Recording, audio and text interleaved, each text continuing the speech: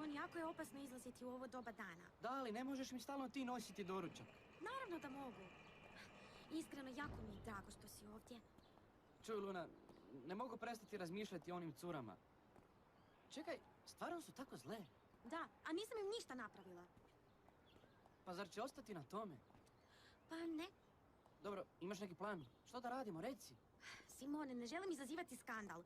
Mogu ih izbaciti iz jam and rollera. Ali Luna, to nije loše ako one to zaslužuju. Može biti, ali...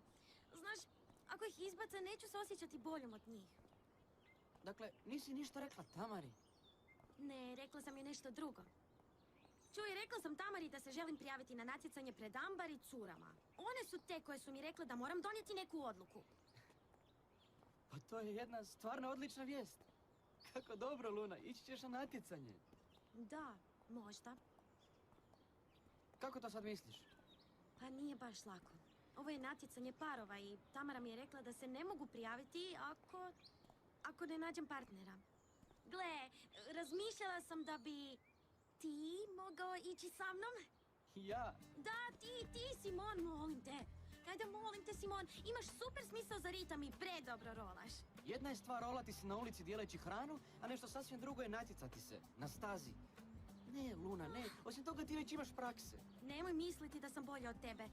Molim te, Simon, molim te. Gle, Luna, ja sam sad u bendu koji si me ti ubacila zbog tvojih prijatelja. A taj se tip čini malo prezahtjevan. Dobro, Niko će također sudjelovati u natjecanju. Da, i Niko je Niko, a ja sam ja. Ne mogu.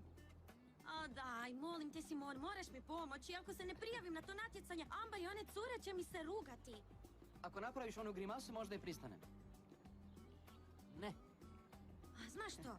Ja sad moram ići jer će me roditelji tražiti. I ja moram ići, inače će me vidjeti.